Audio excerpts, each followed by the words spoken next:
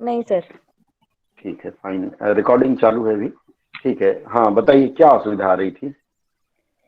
Sir जैसे जो अनुवाद कर रहे थे तो जो अनुवाद पैसिव वॉइस के अंदर थे, तो हम्म। आपने उनके लिए जो बताया था वो चीजें मेरे को थोड़ी टफ लग रही थी करने में। जैसे एक आध उदाहरण दीजिए तो बातें समझ में आएंगी। सर अभी उदाहरण तो नहीं मिल पा रहा। कुछ भी आपको याद हो, आप में से और किसी को कुछ याद हो जो अनुवाद में जो असुविधा हो रही है।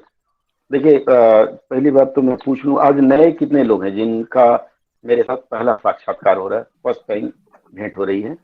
एक तो दीक्षा हो गई, और हाँ जी। जो नए लोग हों, और कौन है नए जो पहली बार हमसे भेंट हो रही है ऑनलाइन। गुड इवनिंग सर, मैं सर शाहवान। सेकंड क्लास है। सर मेरा सेकंड क्लास मैं है। मिला हूँ,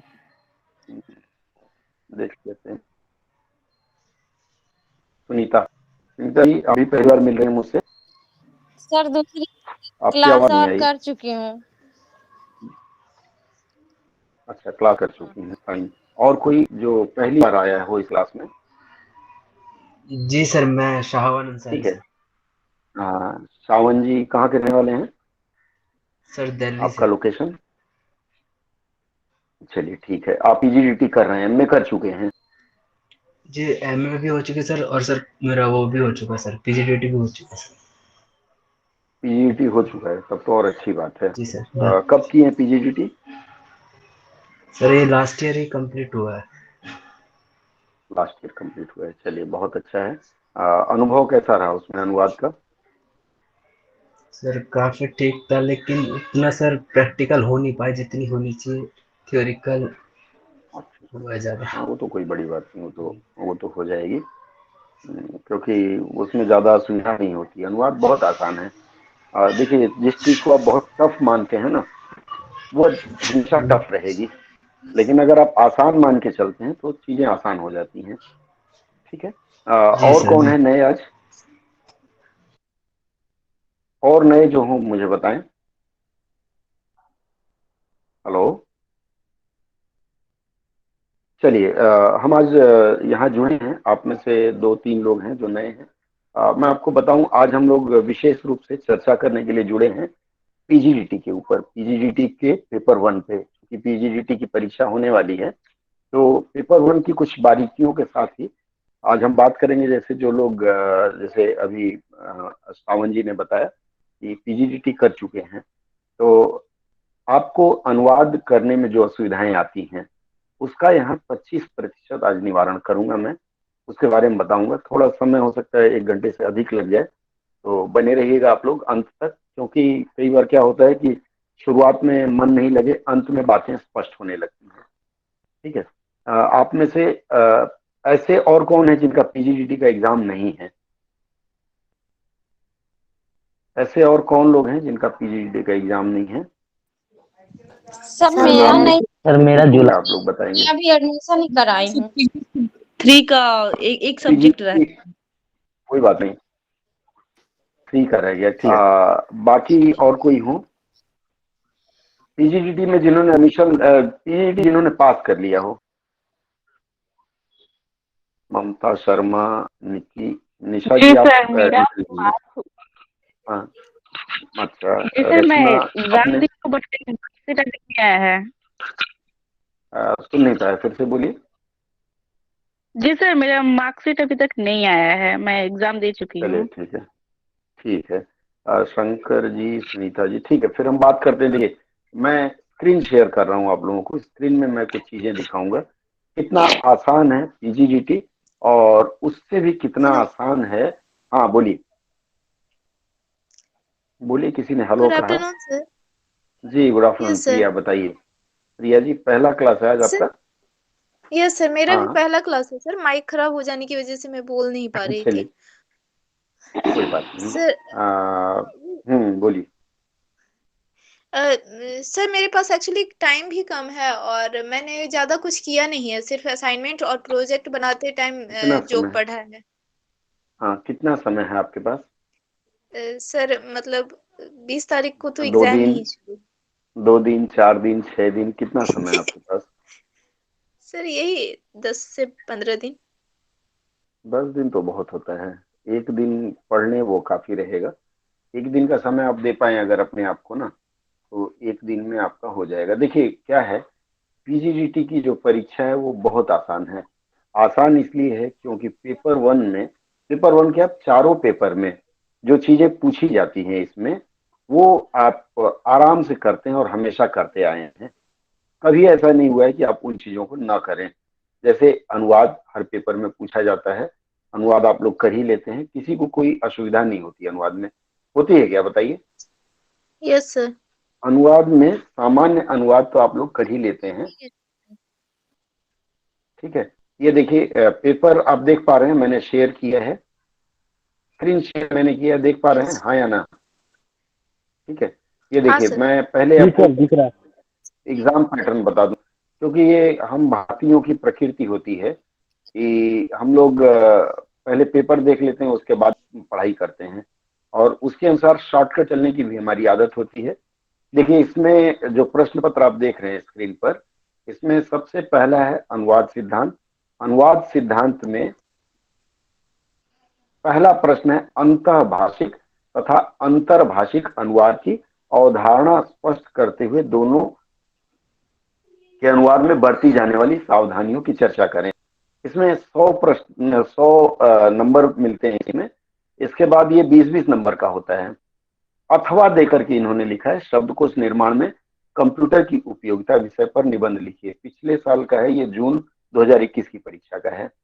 और अनुवादता की अवधारणा स्पष्ट करते हुए, मतलब 2 प्रश्न में से आप अगर एक भी लिख लेते हैं तो 20 नंबर, आपको पास होने के लिए 40 नंबर की जरूरत पड़ती है। तो जैसे मान लीजिए हमने 1 और 2 दोनों में से एक एक लिखा या एक ही लिखा, 20 नंबर का ये हो गया। उसके बाद आता है निम्नलिखित में किन्हीं 2 पर संक्षिप्त टिप्पणियां लिखिए। 2 लिखना है, मान लेते हैं 2 नहीं लिख पाए, आप एक ही लिख पाए, तो 20 और 30 नंबर का आपने किया। इसमें देखिए लिखा हुआ है प्रशासनिक क्षेत्र में अनुवाद, लिप्यंतरण, थिसारस की उपयोगिता और अनुवादक के गुण। ये 2 चीज तो आप आराम से लिख लेंगे, प्रशासनिक क्षेत्र में अनुवाद और अनुवादक के गुण। कैसे लिखना वो मैं बताऊंगा। तो मान लीजिए यहाँ 20 और 10 30 नंबर का आपने लिखा। उसके बाद आ गया मुहावरे और लोकोक्तियां। मुहावरे और लोकोक्तियां 1 2 3 4 5 6 7 है, 7 में से 5 लिखना है, अर्थात 10 नंबर का होता है। मान लेता हूं मैं 10 नंबर का नहीं, आप इसमें से 6 नंबर का कर पाए। इसी तरह कोष क्रम में लिखिए, तो आप वहां 30 6 36 नंबर का किए हैं। 36 नंबर में अगर आपको नंबर काट भी देता है कोई, तो 18 नंबर वहां मिल जाएगा। आपको करना है 40 स्कोर, 40 में से 22 नंबर और बच गए। ये कोष क्रम में लिखना, ये जरूर आप अभ्यास कर लीजिए, क्योंकि कोष क्रम में अगर आप लिख लेते हैं तो 10 नंबर आपके कंफर्म है, वो कहीं नहीं जाते। तो 18 10 28 हो गया, 12 नंबर और चाहिए। ये इंग्लिश का एक होता है, हिंदी का एक होता है, इसके बारे में भी एक ग्लिम्स बताऊंगा मैं आपको। उसके बाद आता है निम्नलिखित में से किसी एक का हिंदी में अनुवाद कीजिए। ये 10 नंबर का होता है। अगर टूटा फूटा भी आप अनुवाद करते हैं इसमें से, तो 10 में से 5 नंबर आपका मिल ही जाता है।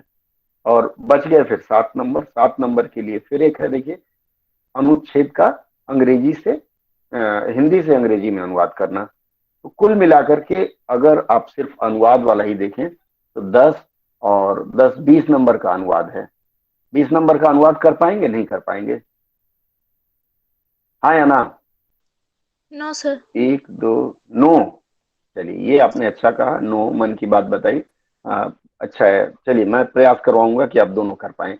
उसके बाद यहाँ से 10 में से 5 मिल जाएगा, ये 10 20 तो बहुत आराम से हो जाएगा। ठीक है, कुछ चीजों के बारे में मैं अभी बता दूं। मैं स्क्रीन शेयरिंग बंद कर रहा हूं, अब 1 to 1 हम लोग बात करेंगे। देखिए नोट्स में बताता चलूं, आप नोट करेंगे जो जो मैं बताऊंगा पास होने का फॉर्मूला? नोट कर पाएंगे ना आप लोग, हाँ या ना? ठीक है, देखिए मैं किताबें आपके पास कितने लोग ऐसे हैं जिनके पास किताबें नहीं हैं? किताबें हैं लगभग सबके पास ना। देखिए सबसे पहले आप इसमें आज मैं पीजीडीटी 1 पे चर्चा करूंगा। 4 क्लासेस हम करेंगे, 4 में मैं प्रयास करूंगा कि आपका सारा पूरा कर दिया जाए। पीजीडीटी 1 में सबसे ज्यादा जो जरूरी है वह है अनुवाद क्या है, अनुवाद की अर्थ एवं परिभाषा, ये पढ़ लीजिए। उसके बाद आता है अनुवाद का विस्तार, विस्तार में क्या क्या वो मैं बताऊंगा, और फिर अनुवादक का गुण होता है। इन तीनों में से टिप्पणी लिखने के लिए इस बार कोई ना कोई आएगा। अनुवादक के गुण पिछली बार आया था, इस बार भी आ सकता है। ठीक है, सबसे पहले हम बात करेंगे अनुवाद, अर्थ एवं परिभाषा, एकदम आसान शब्दों में। तो अनुवाद, अर्थ और परिभाषा की जब हम बात करेंगे तो सबसे पहले इसमें चार चीजें आपको याद करनी है। इसमें आता है एक तो पाणिनि ने क्या कहा था, उसके बाद भर्तृहरि ने क्या कहा था, और एक और है, इनका क्या नाम है, पाणिनि हो गए, भर्तृहरि और एक जैमिनी हो गए। भारत के इन तीन लोगों ने क्या कहा था ये आप जान लीजिए, थोड़ा सा कॉन्सेप्ट क्लियर करके सुनिएगा। देखिए, पाणिनि ने अपने अष्टाध्यायी में अनुवाद को क्या बताया है, इन्होंने संस्कृत में लिखा है अनुवादे चरणा नाम, अर्थात किसी ज्ञात बात को कहने का जो अर्थ प्रकट हो। जैसे मान लीजिए अभी दीक्षा से मेरी बात हो रही थी, तो उन्होंने बताया कि मुझे हिंदी नहीं आती है। इसी बात को अगर मान लीजिए मुझे हिंदी नहीं आती, उन्होंने हिंदी में कहा लेकिन मुझे भी नहीं आती हो, तो मैं उसे अंग्रेजी में किसी मित्र को बताने का प्रयास करूंगा, तो ये कहूंगा she says that she does not know Hindi. या फिर आप अपनी भाषा में, जैसे बांग्ला भाषी कुछ लोग होंगे तो बांग्ला में वो अलग ढंग से बोलेंगे, महाराष्ट्र के जो लोग होंगे वो अलग ढंग से बोलेंगे। ये हो गया बोलने का ढंग, मतलब किसी की कही बात को दूसरे को बताना। उसके बाद भर्तृहरि महाराज से उन्होंने अनुवाद के बारे में कहा है आवृत्ति रनुवादो वा। देखिए, संस्कृत के ये दो दो शब्द वाले जो वाक्य खंड हैं उनको आप याद कर लीजिएगा, ज्यादा प्रभाव पड़ेगा अगर इन वाक्य खंडों को आप परीक्षा में लिखेंगे तो। मतलब है कि अनुवाद का मतलब होता है पुनर्कथन। पुनर्कथन, आप थोड़ा सा पीछे की ओर चलें तो जैसे मान लीजिए वैदिक काल में लिखने की परंपरा नहीं थी, वहां मंत्रों के माध्यम से चीजें पढ़ाई जाती थी और मंत्र सिखाया जाता था, बच्चे उसी को याद कर लेते थे। चाहे आयुर्वेद हो, चाहे यंत्र विज्ञान हो, पूरा विज्ञान ही मंत्रों के माध्यम से सिखाया जाता था, लिखने की परंपरा नहीं थी। तो किसी की कही बात को किसी दूसरे से कहा जाए, वह भी इसी रूप में आता है, आवृत्ति, जिसकी आवृत्ति की जाती है, जो बोली जाती है। इसके बाद आते हैं जेमिनी ने, जेमिनी न्यायालय कहा गया है, न्यायमाला। तो जेमिनी साहब ने कहा है कि ज्ञातस्य कथनम नुवाद, मतलब जो हमें पता होता है उसे अगर हम किसी को कहते हैं, पुनर्कथन जिसको कहा जाएगा। पुनर्कथन का मतलब होता है कि अगर आप ये नरेशन आपको पता है ना, डायरेक्ट स्पीच और इनडायरेक्ट स्पीच। डायरेक्ट स्पीच में कोई कहता है और उसकी कही बात को आप, हाँ, उसकी कही बात को जो आप दूसरे को बता रहे हैं वो पुनर्कथन होता है, इनडायरेक्ट स्पीच होता है, ये पता है ना। तो ये जो डायरेक्ट स्पीच को आप इनडायरेक्ट स्पीच में करते हैं, मान के चलिए कि इसी तरह से अनुवाद की भी परिपाटी होती है। ये तीन जो संस्कृत के शब्द हैं ये याद कर लीजिए, और जो भी आपके पास सब्जेक्टिव अर्थात 20 नंबर का जो प्रश्न आता है उसमें ये fill in the blanks type कहीं भी डाल दीजिए, आपको कुछ ना कुछ नंबर मिल जाएगा। स्पष्ट है यहाँ तक जो मैंने बताया? ये तीन वाक्य खंड आप लोग याद कर लेंगे? हाँ जी सर। ठीक है। इसके बाद चूंकि, हाँ बोलिए प्रिया, बोलिए। सर, आपने कहा था कि 3 क्वेश्चन रेडी करने, जिसमें कि एक आपने कहा अनुवाद का अर्थ एवं परिभाषा, जिसमें हाँ। पाणिनि, भर्तृहरि और जैमिनी के बारे में आपने बताया। हाँ, मैं अनुवाद का अर्थ और परिभाषा के बारे में बता रहा हूँ। तो मैंने 3 लोगों की बात कही, मैंने कहा भर्तृहरि, पाणिनि और जैमिनी। इन तीनों ने ये दो दो शब्द में कहा है ना, जैसे पाणिनि ने कहा है अनुवादित चरणाम, चरणानम, और इन्होंने भर्तृहरि ने कहा है आवृत्ति रनुवादो वा, और जैमिनी ने कहा है ज्ञातस्य कथनम अनुवादः। एकदम याद हो जाएगा। ठीक है, आगे बोलिए, क्या कर रही हैं? सर, इसके बाद दूसरा क्वेश्चन आपने कौन सा कहा था? दूसरे पे अभी आए ही नहीं, हम अभी पहले पर ही चर्चा कर रहे हैं। मैं आपको ये प्रश्न लिखने के तरीके बता रहा हूं कि कैसे शॉर्टकट तरीके से। देखिए, हमारा उद्देश्य क्या है, पास करना या नहीं, पास करना या बहुत ज्ञान लेकर भी पास ना करना। क्या उद्देश्य है प्रिया? कम पढ़ के पास करना या बहुत पढ़ के पास करना? क्या उद्देश्य है? सर पास करना। पास करना, बिल्कुल। हाँ, सर, थोड़ा अच्छा तो परसेंटेज के साथ। अच्छा परसेंटेज ले क्या करेंगे? सर, नहीं तो मेरिट में छांट दिया जाएगा ना। नहीं नहीं, देखिए जो ये प्रोफेशनल डिग्रियां होती हैं ना, उनमें मेरिट में उसको नहीं गिना जाता। और अगर टूटा फूटा भी आप करती हैं तो 60 नंबर आ ही जाता है। 60% स्कोर करना मुश्किल नहीं है इग्नू से। इसमें सिर्फ ठीक है, डिग्री लेना है सर। बिल्कुल, खाली डिग्री ही महत्व रखता है इसमें। एमए की बात नहीं कर रहा हूँ, पीजीडीटी या बीएड। बीएड में कभी किसी ने डिग्री मांगा आपसे, परसेंटेज पूछा है कहीं, देखा आप लोगों ने? नो कहीं सर। नहीं, विज्ञापन में देखिएगा। तो इसमें खाली क्वालिफाई होना चाहिए। जैसे ड्राइविंग लाइसेंस होता है ना आपका, ये भी एक तरह का लाइसेंस है। ड्राइविंग लाइसेंस कितने लोगों के पास है? आप में से किसी के पास है? मेरे पास नहीं सर। जी सर है। तो वहां तो मेरिट नहीं देखा जाता ना, ये देखा जाता है। नहीं सर। तो ये भी आपका ड्राइविंग लाइसेंस है। ठीक है, ड्राइविंग लाइसेंस पास करना जरूरी है। चलिए, आगे मैं बता रहा था अनुवाद, अर्थ एवं परिभाषा। ये जो मैं बता रहा हूँ ना, इसका पीडीएफ मैं आप लोगों को दूंगा। अगर इतना ही आप लिख करके आ जाएंगे, अनुवाद के बारे में कोई भी प्रश्न हो, ये कुल 20-25 लाइन है, वो अगर आप लोग लिख लेंगे ना तो 10 नंबर कंफर्म है उसमें। नहीं लिख पाएंगे 10 नंबर का? सर लिख पाएंगे इतना तो। चलिए, बहुत अच्छा।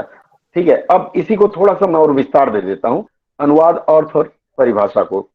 देखिए, इसमें फिर आगे क्या लिखा है अनुवाद का। जैसे एस्से, आप लोगों में से कितने लोग हैं जो एस्से नहीं लिख पाते हैं? अपने से कोई एक टॉपिक दे दें तो लिख लेते हैं, नहीं लिख लेते हैं? सर लिख लेते हैं। लिख लेते हैं सर। लिख लेते हैं। और हम सर जी, और हम मनुष्यों की एक आदत और होती है, हम मनुष्य सब में, पुरुष नारी सब आते हैं, मनुष्यों की एक आदत होती है ना कि अगर किसी की शिकायत करनी हो, जैसे मान लीजिए 2 लोगों में झगड़ा चल रहा हो और उस झगड़े को बढ़ाना है, तो तीसरा उसमें वो भले ही कह दिया कि फलाने ठीक नहीं है, अगला उसमें नमक मिर्च लगा के बढ़ा के बोलता है ना, ताकि झगड़ा और अधिक हो जाए। वही फॉर्मूला आपको यहाँ अप्लाई करना है, वही फॉर्मूला यहाँ आपको करना है। कैसे करना वो मैं बताता हूँ। ऐसे लिखने की जो परिपाटी होती है, एक शब्द पकड़ लीजिए, उसको बढ़ाना शुरू कर दीजिए। आप लोगों ने ट्रांसलेशन शब्द सुना है कि नहीं सुना है? सुने हैं सर। जी सर। जी सर। ट्रांस और लेसन, संधि विच्छेद करते हैं हम लोग। ट्रांस एक हो गया और लेशन दूसरा शब्द हो गया। ठीक है, ट्रांस का मतलब होता है आर पार, जैसे इस पार से उस पार जाना। ठीक है, और लेशन, LATION, LESSON नहीं है। लेशन का मतलब क्या होता है? ले जाना से ही आप इसको मान सकते हैं। ट्रांस मतलब पार और लेशन मतलब ले चल से आया। ये लैटिन के 2 शब्द हैं, इन दोनों को मिलाकर के ट्रांस और लेशन एक शब्द बना है, ट्रांसलेशन। इसका मतलब है कि एक भाषा में कही हुई बात को दूसरी भाषा में ले जाना, मतलब भाषा के पार हो रहा है ना। जैसे मान लीजिए हरियाणा से कोई शब्द कहा जाए, हरियाणा के ताऊ ने कुछ कहा, वो पश्चिम बंगाल के किसी भाई, दादा यहाँ बोलते हैं, पश्चिम बंगाल के दादा को समझाना हो, तो कितने राज्य पार करके वो भाषा आ रही है बंगाल में। या कोई बंगाली दादा, आपके वहाँ हरियाणा में बहुत बंगाली डॉक्टर हैं, कोई बंगाली दादा कोई हरियाणा के ताऊ को या चाचा को या चाची को, काकी को, किसी को कोई बात कहता है, इसकी बात को वहां तक ले जाना, कितने राज्य आते हैं। मतलब एक भाषा को दूसरी भाषा तक पहुंचाने के लिए कई सारी सीमाओं को पार करके जो ले जाते हैं, वो ट्रांसलेशन होता है। और ये आपको लिख देना उसमें। ठीक है, दूसरा आपको लिखना है इसमें कि जो संस्कृत का अनुवाद है, संस्कृत के अनुवाद में इन्होंने 2-3 जो सूत्र दिया हुआ है, ये 3 सूत्रों के अलावा अंग्रेजी का ट्रांसलेशन आजकल अनुवाद के रूप में माना जाने लगा है। संस्कृत में कहा गया था कि किसी कही हुई बात को हम कहते हैं दूसरे भाषा में या दूसरे रूप में, लेकिन यहाँ ट्रांसलेशन मतलब एक भाषा की बात को दूसरी भाषा में ले जाते हैं। ये पूरा का पूरा आपका अनुवाद के बारे में है। ये अर्थ और परिभाषा अगर पूछा जाता है तो ये लिख लीजिए। शॉर्ट नोट्स पूछा जाएगा तो मान लीजिए आपके पास, मैं दिखाता हूं, ये मेरे पास A4 पेपर है, देख पा रहे हैं आप लोग, A4 साइज पेपर है। ये पेपर एक साइड में आप पूरा लिख देते हैं तो वो 10 नंबर का हो जाएगा, और इसके इधर और दूसरी साइड, दोनों साइड मिला करके 20 नंबर का जो प्रश्न होगा उसमें दोनों साइड मिला करके लिख दीजिए। अगर आपकी कैपेसिटी थोड़ी अधिक है तो आप 1 पेज और लिख लीजिए, 3 पेज बहुत है 20 नंबर के लिए। ठीक है, इससे अधिक लिखने का प्रयास नहीं करना, नंबर पूरे मिलते हैं। तो ये जो अनुवाद का अर्थ और परिभाषा है, PGDT 1 की किताब से लिया हुआ है, ये PDF दे दूंगा। इतना लिख देंगे तो अर्थ और परिभाषा आपका स्पष्ट हो जाएगा। क्लियर है? अगर 10 नंबर का होता है तो ठीक है आगे सर। बढ़े, कोई यस सर। संदेह? No yes sir. सर। अब अगर 20 नंबर का पूछा जाए तो 20 नंबर में दो तीन चाचा और हैं हमारे। एक चाचा नड्डा है, नड्डा या नाइडा, क्या नाम है? नाइडा। नाइडा। नाइडा, वेरी नाइस। हाँ, नड्डा मत लिख दीजिएगा उसको, ठीक है। चाचा नाइडा हैं। चाचा मैं इसलिए कहता हूं कि इन्होंने अनुवाद के प्रारूप के बारे में वर्णन किया। नाइडा, कैटफोर्ड, न्यूमार्क और हैलीडे। लिख लीजिए आप लोग, अगर नाम लिख पाए तो याद रहेगा, लिख लीजिए। नाइडा,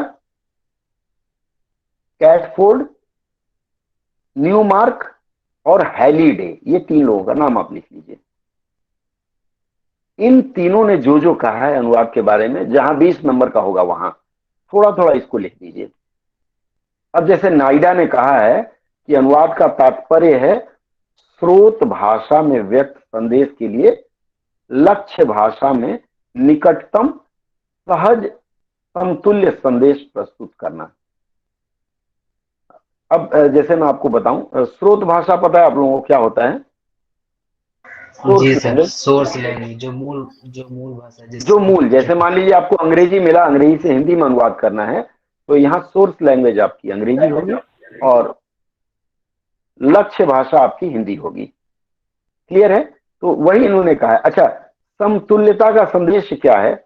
जैसे मान लीजिए कई ऐसे शब्द होते हैं जिसका अंग्रेजी में या हिंदी में या दूसरी भाषा में कोई विकल्प नहीं होता है। मैं हमेशा आपको एक उदाहरण देता हूं।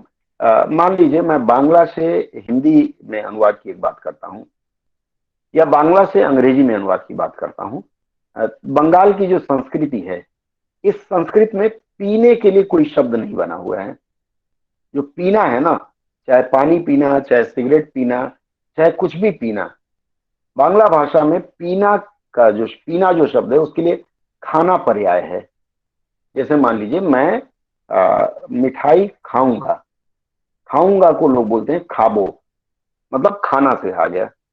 मिठाई सॉलिड है, उसको खा सकते हैं। लेकिन अगर आप कहेंगे तो आमी जल खाबो, जल मतलब पानी, आप समझते हैं, और वहां भी खाबो मतलब खाना होता है। या मान लीजिए आमी सिगरेट, अगर कोई स्मोकर है तो वो दुकान में जाके बोलता है आमी सिगरेट खाबो, ठीक है। अब सिगरेट को क्या आप हिंदी में खाते हैं, हिंदी भाषा में, या पानी को खाते हैं क्या मोहित जी? नहीं नहीं सर। सर, क्या करते हैं? सिगरेट या पानी को क्या करते हैं हम लोग? पीते हैं। तो यहाँ के पीते हैं। पीते हैं नहीं, बंगाल में खाते हैं, ठीक है। लेकिन अगर उस बात को हिंदी में कहना हो तो हिंदी में हम खाबो कहेंगे तो बात चलेगी क्या? नहीं Yes, sir. चलेगी, क्योंकि हिंदी में उसके लिए विकल्प उपलब्ध है। और लिक्विड के लिए हिंदी में पीना है और सॉलिड के लिए खाना है। इसी तरह से अगर इसी बात को हम अंग्रेजी में कहना चाहें, अंग्रेजी में अगर हम कहने जाएंगे तो क्या कहेंगे? मैं सिगरेट पीऊं, आमी सिगरेट खाबो। आप समझ गए होंगे कि मैं सिगरेट पीऊंगा। इसका अंग्रेजी अनुवाद कैसे करेंगे सुनीता? सुनीता जी देखिए, इंटरेक्टिव होगा, मैं बीच बीच में पूछता रहूंगा आप लोगों से। सुनीता जी, सर। आमी सिगरेट खाबो, मैं सिगरेट खाऊंगा, क्या होगा इसका? दो सुनीता है, दोनों में कोई बता सकती है। I will smoke. Eat, I will smoke, that's all. I will smoke, that's all. या सिगरेट या सिगार जोड़ना है तो अलग से जोड़ सकते हैं। अब वहां देख लीजिए, हिंदी में पीना कहा गया है, लेकिन अंग्रेजी में जैसे ही हम गए सिगरेट के लिए स्मोक आ गया है ना। लेकिन अगर मैं पानी के लिए कहूं, मैं पानी पीऊंगा, ये पानी की बोतल है मेरे पास, मैं पानी पीऊंगा, तो क्या कहेंगे आप अंग्रेजी में? I will drink. I will drink. Drink वहां water. स्मोक नहीं कहेंगे ना जी? नहीं सर, I will बिल्कुल। drink water. हाँ, आई विल स्मोक तो नहीं कहेंगे ना? नहीं सर। क्यों? क्योंकि अंग्रेजी में स्मोकिंग के लिए अलग है, जैसे सिगरेट पीने के लिए अलग है, पानी पीने के लिए अलग शब्द है। इसी को कहा गया समतुल्य, उसके बराबर। अगर वही लिखने का प्रयास करेंगे तो गलत हो जाएगा। और इसमें लिखा पहले तो अर्थ के स्तर पर और फिर शैली के स्तर पर। ये नाइडा साहब का सिद्धांत है, ठीक है। इसमें से 2 लाइन भी आप लिख देंगे तो चल जाएगा। अब अगला सिद्धांत बताता हूं मैं, कैटफोर्ड का। कैटफोर्ड ने भी वही कहा है कि एक भाषा की पाठ्य सामग्री को दूसरी भाषा की समानार्थक, मतलब समान अर्थ वाले खाने का, जैसे बंगाल में पीने को भी खाना कहते हैं, हिंदी में खाना अलग पीना अलग, और अंग्रेजी में तो और भी गजब है।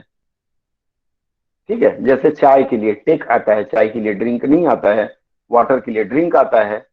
ठीक है, और स्मोक, जहां धुआं धूम्रपान करना हो वहां स्मोक आता है। इसके बाद फिर न्यूमार्क की थ्योरी। न्यूमार्क की थ्योरी अक्सर पूछी जाती है और उस पर काफी लोगों ने रिसर्च भी किया है। न्यूमार्क ने बताया है कि अनुवाद एक ऐसा शिल्प है जिसमें एक भाषा में व्यक्त संदेश के स्थान पर दूसरी भाषा के इसी संदेश को प्रस्तुत करने का प्रयास किया जाता है। ध्यान दें, इन्होंने कहा प्रयास किया जाता है, करते नहीं है, हम प्रयास करते हैं। जैसे हमने प्रयास किया कि हिंदी वाला भी बांग्ला वाले की बात समझ जाए और अंग्रेजी वाला भी बांग्ला वाले की बात समझ जाए, ये प्रयास किया जाता है। ये न्यूमार्क की है। और उसके बाद फिर हैलीडे जो आया हुआ है, हैलीडे ने कहा है अनुवाद एक संबंध है जो दो या दो से अधिक पाठों के बीच में होता है। ये पाठ समान स्थिति में समान, मतलब घुमा फिरा के चारों विद्वानों ने यही कहा है कि एक भाषा में कही हुई बात को दूसरी भाषा की प्रकृति के अनुसार हम अनुदित कर देते हैं, वही होता है। अब ये जो अनुवाद का अर्थ पूछा जाए तब भी आप ये लिख दीजिए, अनुवाद की परिभाषा पूछी जाए उसमें भी ये लिख दीजिए, और अनुवाद की व्याख्या की जाए उसमें भी ये वाक्य लिख दीजिए, बस बात खत्म। इसमें आपको 20 और 10 दोनों नंबर का हो जाएगा इस साल। पुनः यह महत्वपूर्ण है। स्पष्ट है? आगे बढ़े या कोई संदेह हो तो बताएं। सर इंग्लिश में जो लिखा हुआ है, इन्होंने जो हाँ, डेफिनेशन दिया है, क्या वो भी लिखना जरूरी है? नहीं, किसी एक भाषा में लिख दीजिए, क्यों समय खराब करेंगे अपना। एक तो ऐसे ही रटी नहीं जाती, हिंदी ही रटी नहीं जाती, अंग्रेजी की तो बात ही छोड़िए। और अंग्रेजी रट भी लें, अगर कहीं छोटी सी गलती हो जाए ना तो फिर किया धरा सब खत्म हो जाएगा। इसलिए हिंदी में लिख लीजिए, थोड़ी बहुत गलतियां होती तब भी वो चल जाएगा। ठीक है, आगे बढ़े दूसरे प्रश्न की ओर। जी सर। Yes sir. अब देखिए, इसमें एक प्रश्न और आ सकता है, अनुवाद का महत्व तो है, उसके फील्ड हैं। सर आपकी आवाज सबसे पहला ब्रेक हो रही है। सर आवाज, फिर से बोलना। आपकी आवाज ब्रेक हो रही। मैं फिर से बोलता हूँ। ठीक है, देखिए दूसरे प्रश्न की ओर मैं आता हूं मोहित जी। ये है अनुवाद के महत्व के ऊपर 5 पॉइंट मैं आपको बता रहा हूं, उनमें से एक संभव है इस बार आएगा। सबसे पहला है सामासिक संस्कृति के विकास में अनुवाद का महत्व। लिख लीजिए, आप लोग लिख पाए तो, या मैं लिख के बताऊं आप लोगों को, क्या कहते हैं? मैं लिखूं या आप बोलते आप लोग रहिए। लिख लेंगे? बोल दीजिए। ठीक है, सबसे पहला है सामासिक।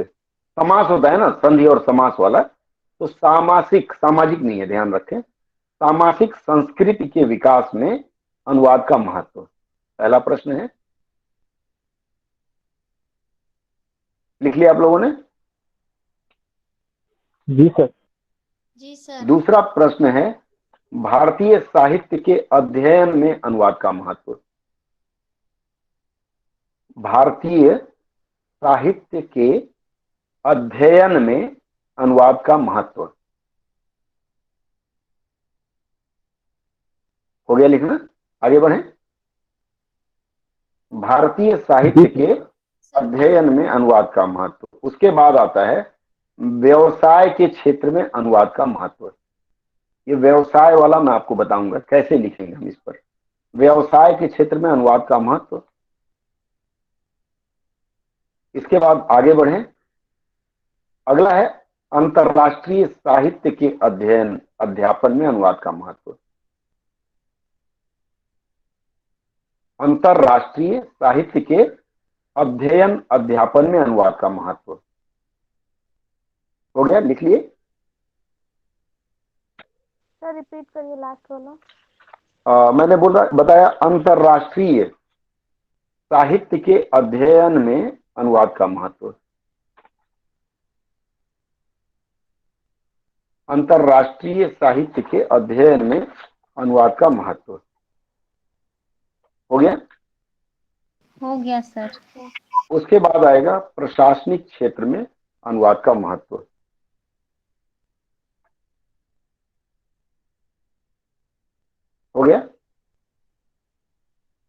प्रशासनिक क्षेत्र में अनुवाद का महत्व। जी सर। ठीक है, ये जो टॉपिक मैं बताया हूं, एक ही चीज पढ़ लेंगे तो हर टॉपिक पे आप लिख पाएंगे। एक छोटा सा उदाहरण मैं दे देता हूं। जैसे मान लीजिए मैंने आपको बताया कि संस्कृति के विकास में अनुवाद का महत्व। सामासिक संस्कृति, सामासिक का मतलब क्या होता है कि समाज में विभिन्न प्रकार की जो संस्कृतियां हैं उनके विकास में, या फिर अंतर्राष्ट्रीय साहित्य, साहित्य या फिर साहित्य, भारतीय साहित्य के अध्ययन में अनुवाद का महत्व। देखिए साहित्य का अध्ययन क्या होता है, जैसे मान लीजिए आपके पास हिंदी भाषा का साहित्य है, प्रेमचंद की गोदान है, रश्मि रथी है, इनकी दिनकर जी की, इस तरह की जो किताबें हैं। मान लीजिए कोई पंजाबी भाषी, पंजाबी बोलने वाले या पंजाबी जो पढ़े हों, वो अध्ययन करना चाहते हैं हिंदी में दिनकर को, या फिर रश्मि रथी का अध्ययन करना चाहते हैं, उनके कोर्स में आता है। हो सकता है पंजाब में भी कोई एक ऐसे कवि रहे हों जो दिनकर के बराबर लिखते रहे हों, रामधारी सिंह दिनकर के बराबर लिखते रहे हों। रामधारी सिंह दिनकर से पंजाब के जो कवि हैं उनकी तुलना कराते हुए वो कोई पीएचडी की थीसिस लिखना चाहते हैं। उनको हिंदी पढ़नी पड़ेगी, हिंदी पढ़नी है दिनकर को पढ़ने के लिए, तो इस तरह से साहित्य के क्षेत्र में अनुवाद का महत्व होगा। मतलब हिंदी को पंजाबी के माध्यम से पढ़ेंगे। या फिर मान लेते हैं जैसे एक मित्र हैं हमारे, तो उन्होंने पीएचडी किया है, तो उन्होंने आर.के. लक्ष्मण, कार्टूनिस्ट हैं, आर.के. लक्ष्मण के व्यंग का तुलना कराया है कोई मैथिली भाषा के व्यंग्यकार हैं उनसे, और उसके ऊपर उन्होंने अपनी पीएचडी की थीसिस लिखी है। तो उन्हें वो मैथिली की पुस्तक पढ़नी पड़ी होगी ना, तो मैथिली को उन्होंने हिंदी में पढ़ा होगा, या फिर मैथिली उनकी मातृभाषा रही होगी। तो साहित्य के अध्ययन में इस तरह के शब्दों को प्रयोग करके आप लिख सकते हैं। अब जैसे व्यवसाय के क्षेत्र में आते हैं। व्यवसाय के क्षेत्र में जैसे अभी वर्तमान समय में क्या चल रहा है, कौन सा टीका हम लोग लगा रहे हैं, नजर उतारने वाला, या कौन सा टीका लगवा रहे हैं? कोविड।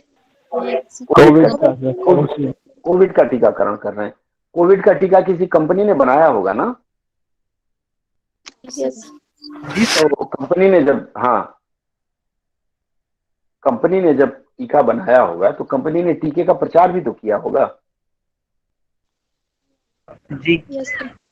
प्रचार किया होगा। तो आप लोग जहां भी हैं, जिस शहर में, वहां टीके का प्रचार हिंदी में भी आ रहा है क्या? Yes sir. एकदम आ रहा है ना। इसका मतलब कंपनी का वो योगदान है। जैसे स्पुतनिक जो बना है, स्पुतनिक जो इंजेक्शन बना है, वह स्पुतनिक किसने बनाया है? रूस ने बनाया है ना? Yes sir. जी सर। रूस वाले भारत में अपना इंजेक्शन अगर बेचना चाहते हैं तो या तो भारत के जिस राज्य में बेचेंगे वहां के राज्य की भाषा में तो वो अपना प्रचार देंगे ही देंगे, इसके अलावा अंग्रेजी में भी तो वो करेंगे। तो रशियन से जो अपनी बात कहने के लिए अंग्रेजी में उनको अनुवाद का सहारा ही लेना पड़ेगा ना। क्या लगता है, नहीं लेना पड़ेगा? पड़ेगा सर, लेना पड़ेगा। तो ये जो अनुवाद का महत्व है वहां आप दर्शा सकते हैं कि प्रोडक्ट बेचना है, पंपलेट छपवाना है, प्रोडक्ट की डिजाइनिंग करानी है, उन सब में आप जिस देश में जाएंगे, स्पुतनिक वाले अगर ब्राजील में जाते हैं तो ब्राजील की भाषा में करेंगे। ठीक है। और आपको जान के हैरानी होगी कि ये जो छोटा भीम वगैरह क्या है, चैनल पे जो ये कार्टून आते हैं, किस देश का बना हुआ है पता है आप लोगों को? कार्टून छोटा भीम वगैरह कार्टून नहीं देखते आप लोग? नहीं, ये सब छोटा भीम या एक डोरेमोन आता है, ये सब चीन से बन के आता है। और आपको ये जान के हैरानी होगी कि मैंने इन कार्टूनों को भोजपुरी बोलते हुए सुना है। बात सोच लीजिए, भोजपुरी एक क्षेत्रीय भाषा है। या साउथ इंडियन फिल्में बन रही हैं, उनको आप देखेंगे रीजनल लैंग्वेज वाले जो चैनल हैं, भोजपुरी फिल्मों में वो भोजपुरी में डब करके कर रहे हैं। व्यवसाय में ही तो है कि वो भोजपुरी में डब कर रहे हैं। डब कर रहे हैं मतलब उनके डायलॉग्स भोजपुरी में लिखे गए होंगे, आर्टिस्ट उसकी डबिंग किए होंगे। तो ये सब ही व्यवसाय का एक प्रारूप है और उसमें अनुवाद का रूप प्रयुक्त होता है। क्लियर है? इन सब चीजों को जोड़ते हुए आप इस पर लिख पाएंगे। अब प्रशासनिक क्षेत्र में हम आ जाते हैं। प्रशासनिक क्षेत्र मान लीजिए आज जब नेशनल डिजास्टर मैनेजमेंट एक्ट चलाया गया 2020 में, पूरे देश में लॉकडाउन किया गया, उसकी चिट्ठी अलग अलग राज्यों में भेजी गई होगी ना। Yes sir. तो वहां के मान लीजिए वहां के जो हेड हैं उनको तो अंग्रेजी समझ में आ गई होगी, लेकिन ब्लॉक स्तर पर जब वो भेजा गया होगा, जैसे मान लीजिए अंग्रेजी में एक ऑर्डर चला केरल के किसी गांव में जाना है, तो गांव में तो 100% वो लोग अंग्रेजी नहीं जानते होंगे, तो उसको मलयालम में अनुवाद किया गया होगा ना। तो ये होता है प्रशासनिक क्षेत्र में अनुवाद का महत्व। फिर मान लीजिए आप किसी एक विभाग में काम करते हैं, मान लेते हैं आप एम्स में काम करते हैं, एम्स ने टीकाकरण के ऊपर कुछ बात निकाला कि हाँ भाई टीकाकरण ये है, इसमें फेक नहीं है कुछ, तो उसको आम लोगों तक पहुंचाने के लिए अंग्रेजी का सहारा लेंगे तो नहीं चलेगा ना, आपको उसको हिंदी में देना पड़ेगा, अर्थात प्रशासनिक शब्दों में हिंदी का प्रयोग हुआ है। फिर मान लीजिए आपके कार्यालय में कोई ऐसा कार्मिक है जिसको अंग्रेजी नहीं आती है, आप उसके नाम से कोई चिट्ठी उठी देना चाहते हैं, तो आप उसको हिंदी में भी अनुवाद करके देंगे ना। वो कह दे नहीं जी हमें नहीं आती, तो आप उसको देंगे उस भाषा में। तो ये जो आप दूसरे भाषा में करते हैं प्रशासनिक क्षेत्र में भी उसका महत्व है। इसका मतलब इस टॉपिक पे जब लिखना हो तो आप घुमा फिरा के एक एक दो दो चीजों को लेकर के 10 लाइन बना दीजिए, ये भी आपका शॉर्ट नोट पूरा हो जाएगा। सर हाँ बोलिए। सामासिक संस्कृति क्या होती है? सामासिक संस्कृति का मतलब होता है मिली जुली संस्कृति। जैसे मान लीजिए जी मिली जुली संस्कृति, जैसे मान लीजिए मैं उत्तर प्रदेश का हूँ, मैं हरियाणा गया, ठीक है। उत्तर प्रदेश में लोहड़ी नहीं मनाई जाती है, नहीं जानते हैं जो लोग, गांव में जो है जो अब आने जाने लगे उनके लिए कोई दूसरी बात है, ठीक है। मैं जब चंडीगढ़ में था तो वहां लोहड़ी मनाई जा रही थी। लोहड़ी होती है ना आपके यहाँ? हाँ जी सर, बिल्कुल, संक्रांति और लोहड़ी। हाँ, संक्रांति 14 को होती है, लोहड़ी 13 को। तो मैंने देखा लोग आग के किनारे इकट्ठा हुए हैं, लोहड़ी मना रहे हैं, मुझे अच्छा लगा। मैंने उस संस्कृति को जिया, जितने साल तक मैं चंडीगढ़ में रहा मैं वह संस्कृति जिया, मतलब हर 13 तारीख को वो होता था। हाँ जी। फिर हम बेंगलोर में थे, बेंगलोर में मतलब कर्नाटक में होली खेलने की रिवाज नहीं है, खासकर अब तो चलने लगा है। पहली बार हम लोग वहां होली खेले 1989 में, नहीं 1990 में, 89 तो मैं गया था, 1990 में पहली हमारी जो होली हुई थी, हम लोग जब सड़कों पे रंग लेके निकले तो वहां की आम जनता देख रही थी कि अरे ये लोग क्या कर रहे हैं, पागल हो गए हैं। बाद में ये संस्कृति वहां आई। हाँ बिल्कुल। तो वहां किसी ने पूछा, कन्नड़ भाषा में पूछा कि ये क्या हो रहा है, हमें तो कन्नड़ नहीं आती थी और उनको हिंदी नहीं आती थी। तो हमारे जो मित्र थे उन्होंने समझाया कि ये उत्तर भारत का बहुत बड़ा फेस्टिवल है, फेस्टिवल ऑफ कलर्स है, अपनी भाषा में समझाया। अब एक संस्कृति दूसरे संस्कृति से मिली कि नहीं मिली? हाँ जी। आज वो लोग होली मना रहे हैं। हाँ जी। मैं हरियाणा में गया, लोहड़ी मनाया। अब मैं वहां से जब मैं उत्तर प्रदेश आऊंगा तो अपने यहाँ भी लोहड़ी मनाऊंगा कि नहीं मनाऊंगा? लोगों को अच्छा लगेगा। पहली बार मैं जब गुजराती मित्रों से मिला था चंडीगढ़ में, तो हमारे गुजराती मित्र थे, वो दशहरे में डांडिया कर रहे थे।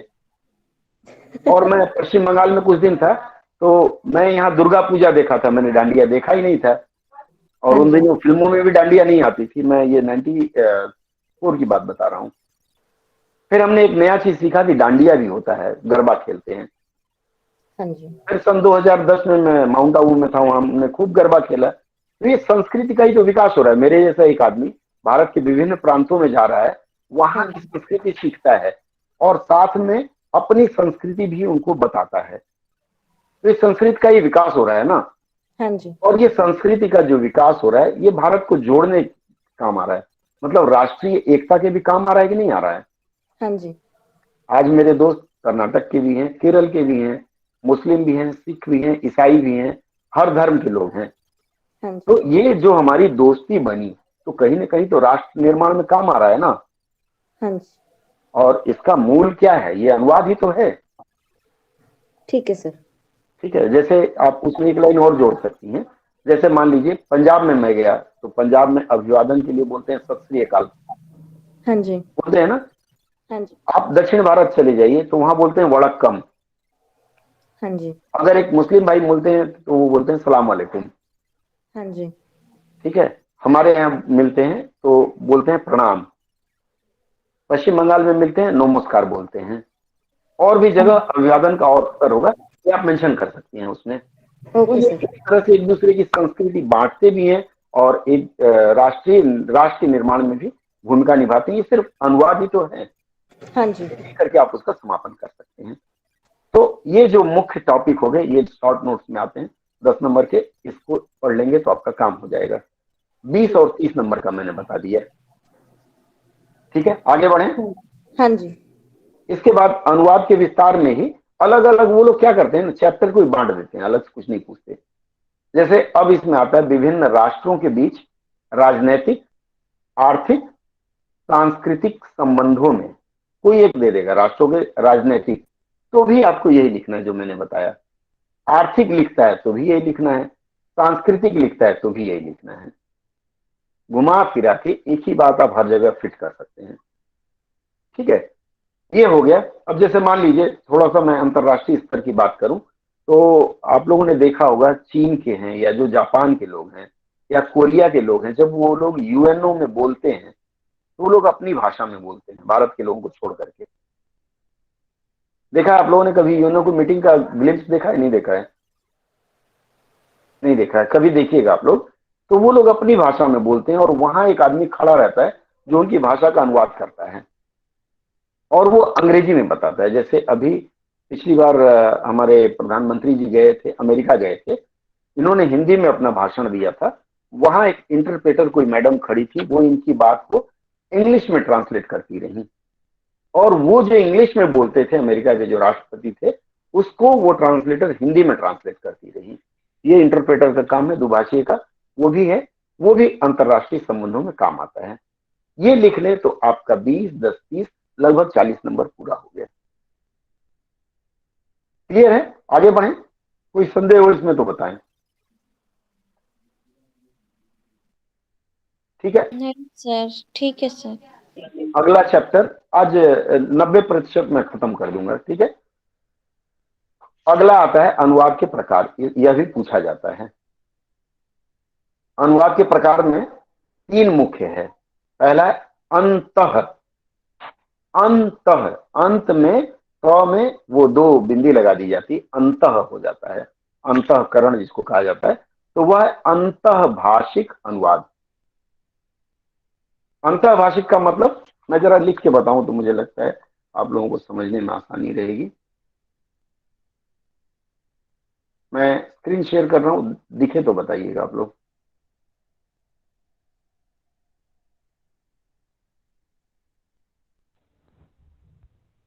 स्क्रीन दिख रहा है मेरा? Yes sir. ठीक है, मैं टाइप करता हूँ।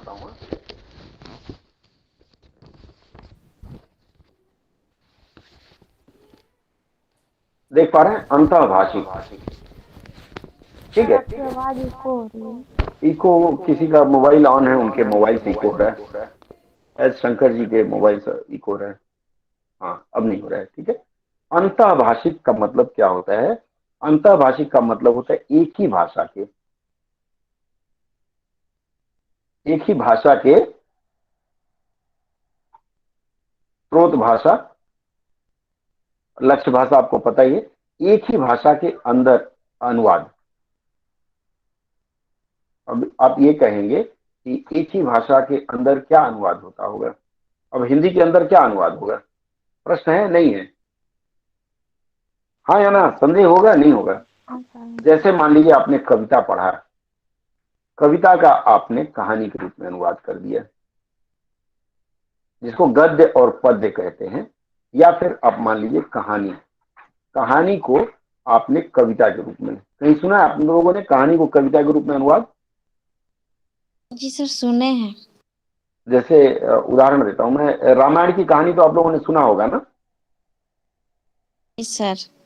तो रामायण में आप देखिएगा कि रामायण में एक राधे श्याम जी थे, कथावाचक थे। तो राधे श्याम जी ने पूरे रामायण को कविता रूप में, या फिर आप तुलसी रामायण देखिए, हम तो एक तरफ तो कहानी पढ़ते हैं, राम थे, राम ने ये किया वो किया, और उसी को कविता रूप में भी कहा गया। मतलब एक ही भाषा के एक प्रारूप से दूसरे प्रारूप में जो हम अनुवाद करते हैं वह अंतःभाषिक अनुवाद कहलाता है। क्लियर है? ठीक है आगे सर। बढ़े। हाँ जी, हाँ जी। इसके बाद अगला अनुवाद है, इसमें जो पूछेगा आप विस्तार देते रहिए, 2-4 उदाहरण दे दीजिए और उससे आगे बढ़ते रहिए। इसके बाद आता है, हाँ बोलिए। कविता कहानी नहीं समझे। कविता को कहानी के रूप में अनुवाद करना, अच्छा। या कहानी को कविता रूप में। एक उदाहरण मैं दूं, कोई कविता आपने पढ़ा है आज तक प्रिया? याद हो कोई यस कविता सर। बताइए, कौन सी कविता? कोई 1-2 लाइन बताइए। खड़ा हिमालय बता रहा है, डरो ना आंधी पानी बिल्कुल। में। हाँ, आपको अगर मैं कहूँ कि ये क्या कह रहे हैं कवि इसमें, तो क्या बताएंगे मुझे? सर इसमें माखनलाल चतुर्वेदी जी बोल रहे हैं कि जिस प्रकार हिमालय अडिग रहते हैं हर संकट हाँ में भी, विपत्ति में भी, उसी तरह इंसान को भी विपत्ति के समय भी धैर्य के साथ अडिग रहना चाहिए। बिल्कुल। तो आपने ये किस रूप में इसको बताया, वर्णन इसका किस रूप में आपने किया? कहानी के रूप में किया ना? Yes sir. यही होता है अंतःभाषिक। एक मैं कविता सुना देता हूँ, आप लोगों ने सुना नहीं होगा, उसका अनुवाद आप लोग कर दीजिएगा। मैंने कविता कहीं सुना था, हाथ से कविता है, उसमें मैंने सुना था, बड़ा भयंकर जीव है इस जग में दामाद, सास ससुर को चूस कर देता बर्बाद। ठीक है, क्या होगा इसका अनुवाद? बीच बीच में थोड़ी जरूरत है, मोनोटोनस नहीं होना चाहिए। क्या होगा इसका अनुवाद? सर नहीं पता। बड़ा भयंकर जीव है इस जग में दामाद, मतलब इस संसार में सबसे भयंकर अगर कोई जीव है तो है दामाद। यही तो हो गया, यही अंतःभाषिक है। ठीक है। या फिर आप अगर इनका उदाहरण ले, रामचरितमानस का उदाहरण लें, तो इन्होंने एक कहा है, मुझे ध्यान नहीं आ रहा है, पंडित राधे श्याम जी ने कहा है कि मैं कभी सुना दूंगा उसको, तो उसको जब आप सुनेंगे बहुत अच्छा लगता है, या दिनकर जी की सुनेंगे, उसको आप कहानी के रूप में, यह अंतःभाषिक हो गया। ठीक है, आगे बढ़े। अब आते हैं अंतर्भाषिक। हाँ बोलिए। सर कविता को कहानी के रूप में करेंगे उसका तो एग्जाम्पल मिल गया, और कहानी को कविता के रूप में करेंगे उसका कोई एग्जाम्पल वहां देना पड़ेगा ना। तो कहानी उसका को कविता रूप में एग्जाम्पल, आपको कोई कहानी याद हो तो उसकी कविता कर दीजिए। सर जैसे महाभारत की कहानी जानते हैं और कृष्ण जी के हाँ, बारे में जानते हैं, तो उन उन मतलब कविता के रूप में जो लिखा गया है, यह कदम का पेड़ अगर माँ होता यमुना तीरे, वो वो तो एग्जाम्पल दे सकते हैं। नहीं, वो तो थोड़ा और अलग हट के दीजिए। अलग हट के नहीं याद आ रहा है कुछ? नहीं सर याद नहीं आ रहा। अलग हट के जैसे इनका है, क्या है, 8 बांस, कैसे है, 8 बांस अंगुल अष्ट प्रमाण एते पे सर चौहान 4 है। 24 गज हाँ अंगुल अष्ट प्रमाण, हाँ, 4 बार 4 24 बांस 24 गज अंगुल अष्ट प्रमाण, एते पर चौहान है, एते पर ताऊ पर सुल्तान है, मत हाँ चुको। मत चूको चौहान। बहुत अच्छा आपने बताया। इसका आप, ये हिंदी प्रारूप है कि उन्होंने बताया। ठीक है। आज जैसे मान लीजिए एक और आते हैं, चर्चा अपने कत्ल का अब दुश्मनों के दिल में है, देखना है ये तमाशा कौन सी मंजिल में है। किसका है बताइए? राम प्रसाद बिस्मिल। राम प्रसाद बिस्मिल जी का। इसका आप कर सकते हैं, या मैं एक बता देता हूं। देखिए, ये रामचरितमानस की एक घटना है, रामायण की घटना है कि हनुमान जी जब जाते हैं संजीवनी बूटी लाने के लिए, पहले मैं कहानी बताता हूँ फिर कविता बताता हूँ। हनुमान जी संजीवनी बूटी लाने जाते हैं, तो सबसे पहले वो, राधे श्याम रामायण में इसका जिक्र है कि सबसे पहले वो जाते हैं भगवान सूर्य के पास, और सूर्य से प्रार्थना करते हैं कि जब तक मैं संजीवनी बूटी लेके ना आ जाऊं तब तक तुम छिपे रहना, अगर निकल गए तो ठीक नहीं होगा। ये कहानी है। इस कहानी को उन्होंने जो बताया है, कविता में बता देता हूं।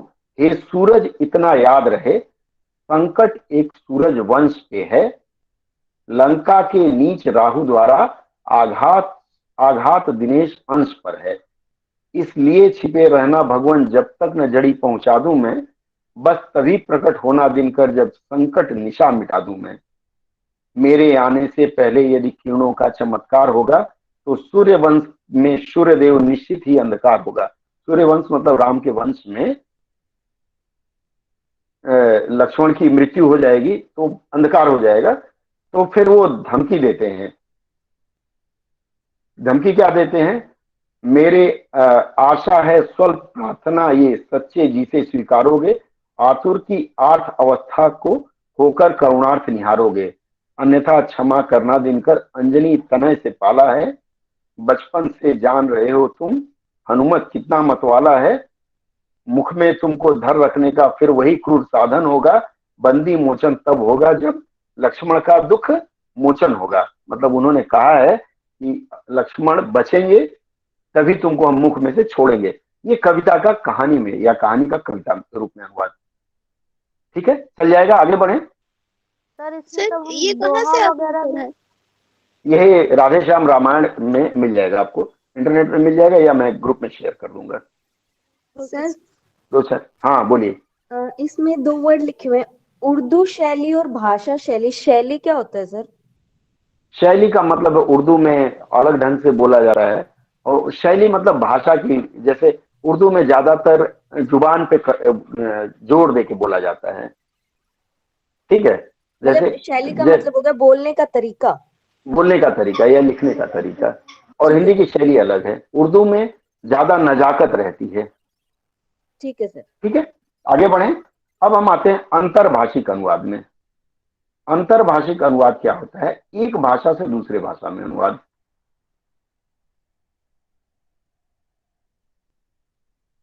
दूसरे भाषा में अनुवाद, ये आपको आता है? हाँ या ना? जी सर, हाँ जी आता है। Yes sir. अंग्रेजी से हिंदी में हम करते हैं, हिंदी से अंग्रेजी में या अन्य भाषाओं में। प्रिया, आप हैंड्सअप किया आपने, कुछ बात है? सॉरी। नहीं, चलिए कोई बात नहीं। ठीक है, अंतर्भाषिक के बाद आता है अंतर प्रतीकात्मक।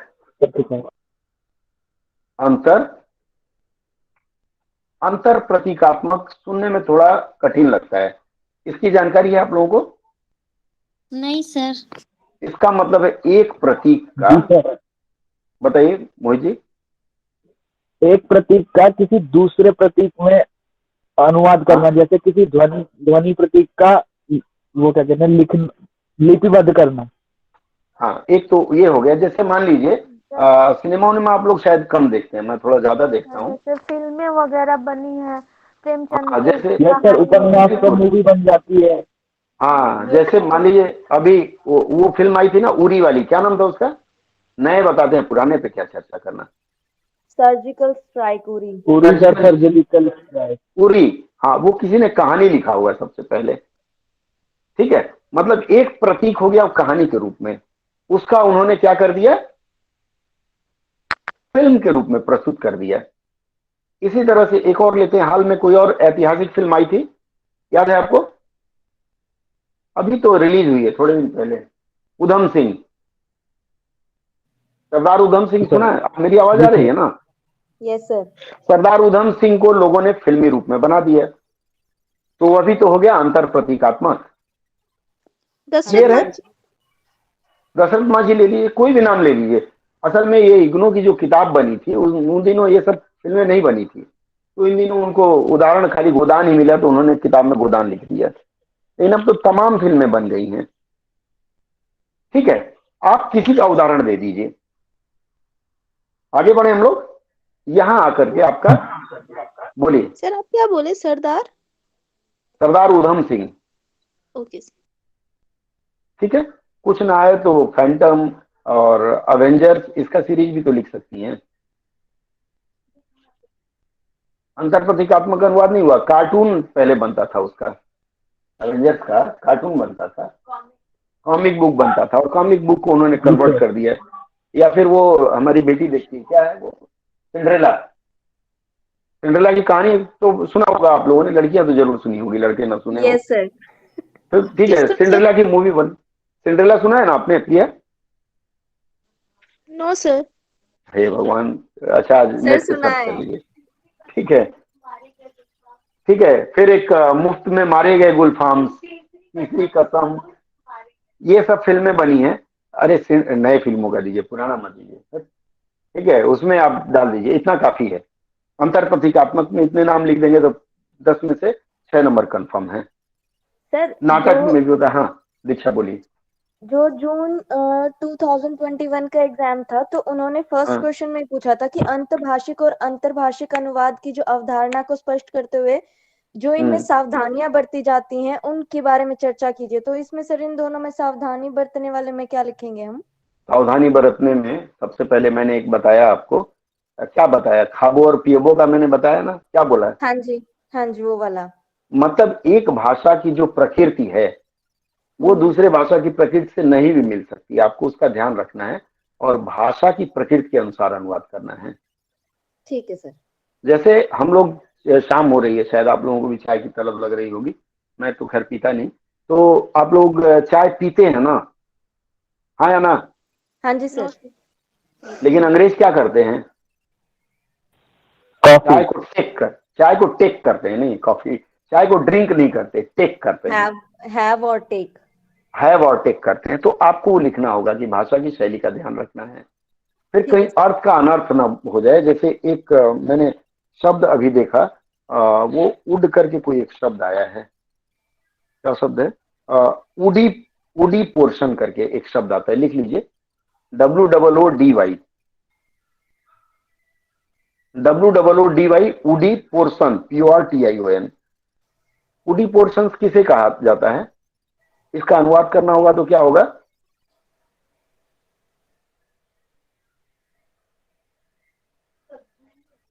चलिए एक और शब्द देता हूं, वो थोड़ा कठिन हो गया, एबडक्शन लिखिए, एबडक्शन। इसका अर्थ क्या होगा? ये तो सबको पता है। मेरी आवाज नहीं आ रही क्या?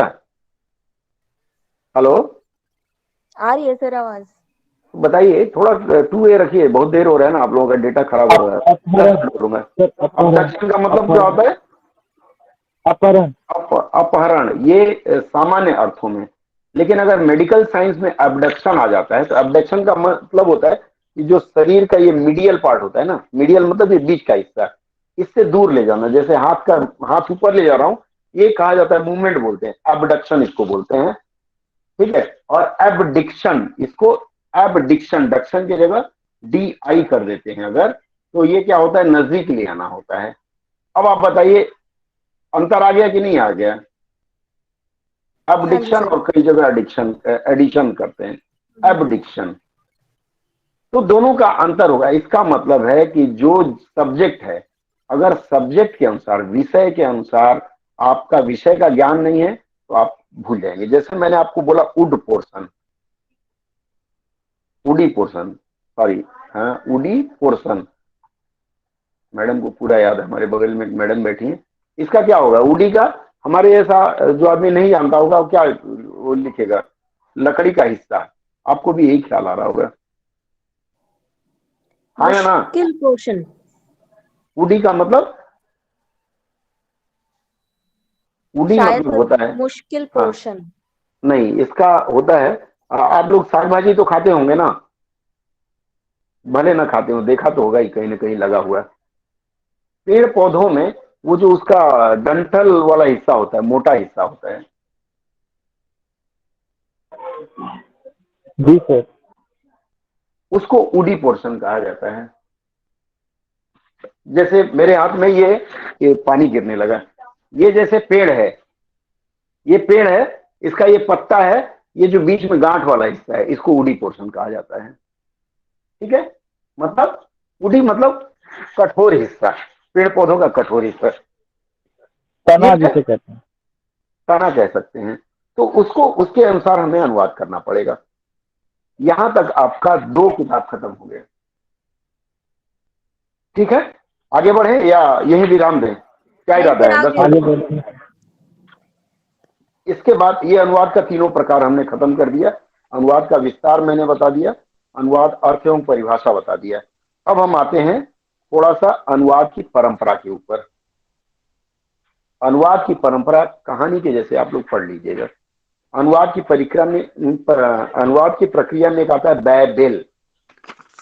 बैबेल, बैल नहीं बोल रहा हूं। अनुवाद की परंपरा में एक आता है बैबेल, बाइबल आप लोग पढ़ लीजिएगा, बाइबल कुछ नहीं है, बाइबल को ही बाद में। बाइबल के बिना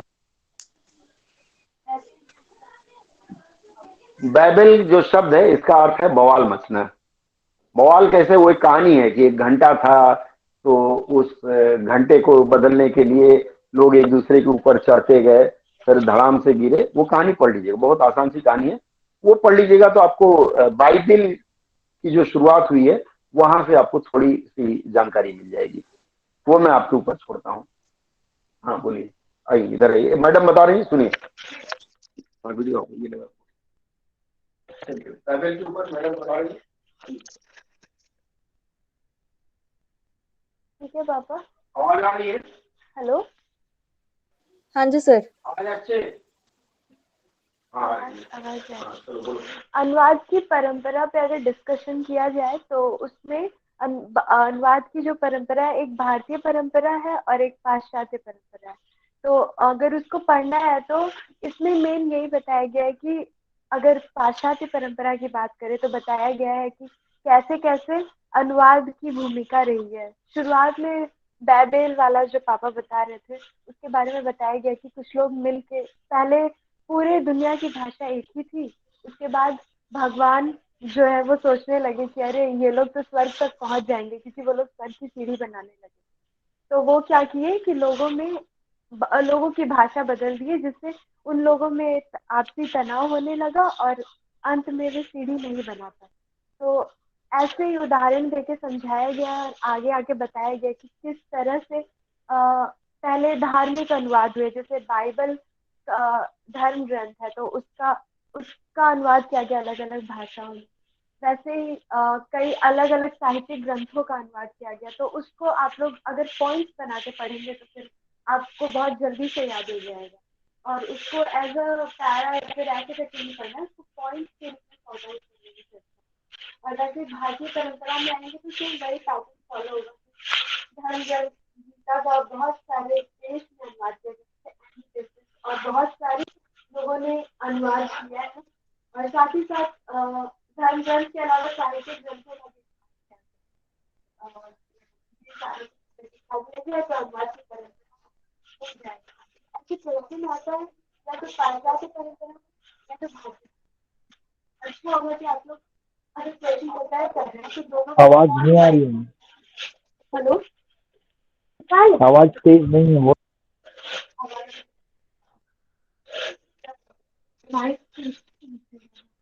हेलो अभी ठीक है? ब्रेक होके आ रही है। अच्छा पापा आवाज तो थोड़ी सी ध्यान दीजिए। अभी आप बताइए ना, हम कंप्लीट कर देंगे। एक मिनट। हेलो। सर जी वाणी सर। बहुत धीरे बोली हुई है इसीलिए भी सुनाई दे रहा है। बहुत डर रही है आप लोगों से कि आप लोग निकल के मारने न लगे। ठीक है, कोई बात नहीं। चीजें समझ में आई नहीं? हाँ या ना? हाँ जी यस हाँ सर, जी आया सर। सर। समझ। ठीक है।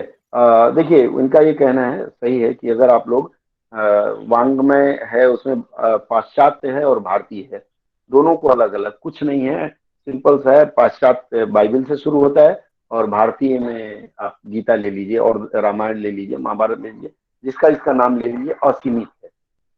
ठीक है। उसके बाद अंतिम में आता हूं मैं, टिप्पणी जिसको आपको ध्यान देना है। टिप्पणियों में आता है, एक आता है आशु अनुवाद, इस पर कई बार आया है, मैंने पीछे देखा है, दो तीन बार आया है। आशु अनुवाद क्या होता है? आशु अनुवाद मतलब होता है इंटरप्रेटर। जैसे मान लीजिए प्रधानमंत्री आपके गए, राष्ट्रपति गए विदेश में,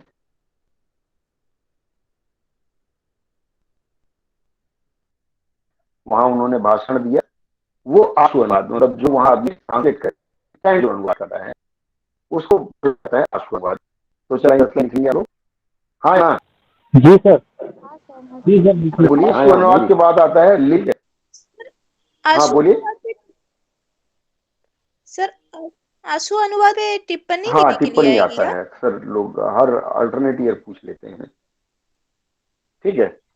और सर इसे अनुवाद की परंपरा पे जो परंपरा पे 20 पाश्चात्य नंबर का, वाङ्मय और 20 नंबर का आ भारतीय जाता है, कई बार 10 नंबर का आता है, दोनों आ सकता है। 10 नंबर का टारगेट लेके चलिए।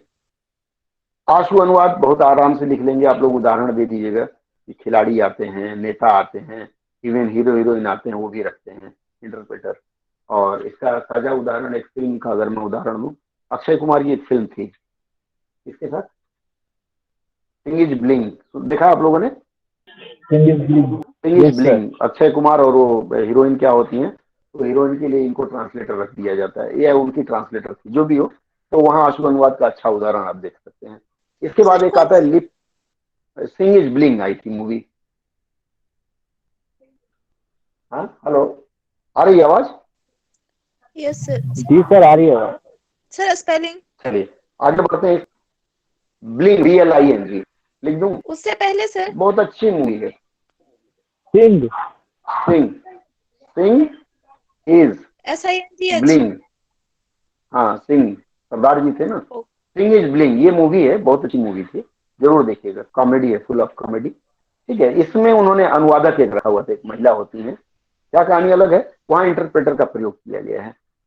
जैसे डेलीगेशन आते हैं बाहर से, सामान बेचना है हमको चीन में जाके, चीनी नहीं आती, हम वहां जाके एक चीनी आदमी हायर करेंगे जो अंग्रेजी बोलता हो या हिंदी भी बोलता हो और चीनी भी बोलता हो।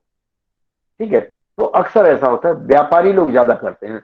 और अगर आप कोई एक विदेशी भाषा बोल लेते हैं ना, उसका लाभ है कि खजुराहो वगैरह में देखिएगा, वहां बच्चे बच्चे, या वाराणसी में चले जाइए, अनपढ़ बच्चे हैं, वो भी 2-3 देश की भाषा बोल लेते हैं विदेशी टूरिस्ट को घुमाने के लिए।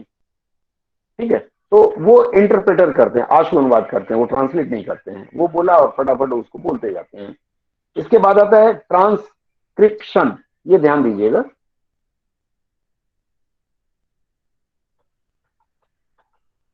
एक शब्द है ट्रांसक्रिप्शन और एक है ट्रांसलिटरेशन, इसको थोड़ा सा देख लीजिएगा। ट्रांसक्रिप्शन और ट्रांसलिटरेशन में क्या अंतर है मैं बताता हूं।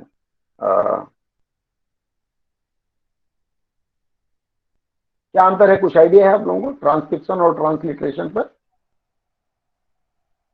ट्रांसक्रिप्शन जो होता है, एक तो लिप्यंतन होता है, हाँ, इसको और एक ट्रांसक्रिप्शन को लिप्यंतन होता है सर। कहा जाता है, और एक होता है लिप्यंतरण। देखिए ट्रांसक्रिप्शन, लिप्यंकन। लिप्यंकन पहले हम बता दें क्या है। लिप्यंकन का मतलब लिपि में अंकित करना। लिप्यंकन, लिपि में अंकन। लिपि में अंकन कब करते हैं? जैसे मान लीजिए आधा सर जैसे कोई मैसेज वगैरह, हाँ जैसे कोई मैसेज टेप रिकॉर्डर के थ्रू भेजा गया हो तो उसको लिपि में लिखना। हाँ, लिप्यंकन का एक अच्छा उदाहरण मैं आपको देता हूं। जैसे मान लीजिए पहले के लोग चिट्ठियां लिखवाते थे। जैसे लोग पढ़े लिखे कम होते थे, तो कोई पढ़ा लिखा गांव में एक आदमी हो गया तो उसको जाते थे, बोलते थे भैया मेरी चिट्ठी लिख दे, और तमाम इस पे फिल्मी गाने बने हुए हैं। खत लिख दे संवरिया के नाम बाबू, कुछ इस तरह के गाने हैं, उसमें देखिएगा पुरानी फिल्मों में अक्सर लिखा रहता है। तो उसके अलावा लिप्यंकन का एक और उदाहरण है टेलीग्राफ। आप लोगों ने देखा होगा, टेलीग्राफ देखा है, नहीं देखा है? तार नहीं देखा आप लोगों ने, बहुत लोगों ने नहीं देखा होगा। तो टेलीग्राफ पहले आता था, वहां से साउंड आती थी, जी जी डा डा डा डा डा डा, तो वो बैठ के आपका मैसेज लिखता था, happy birthday, happy marriage anniversary, इस तरह के। तो वो टेलीग्राफ में इसका लिप्यंकन का बहुत प्रयोग होता है।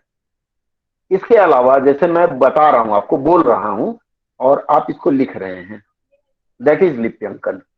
मतलब किसी की कही हुई बात को आप जब लिपिबद्ध करते हैं, लिखते हैं, उसे लिप्यंकन कहा जाता है। लिप्यंकन में एक चीज है, सबसे बड़ी बात है, इसमें वर्तनी का ध्यान नहीं रखा जाता है। वर्तनी का ध्यान नहीं रखते हैं। किसका ध्यान रखते हैं? बोले गए शब्द के उच्चारण का ध्यान रखते हैं। जैसे मान लीजिए आपको अगर मैं कहूं केमिस्ट्री, केमिस्ट्री का स्पेलिंग शायद यही है ना, CHEMISTRY।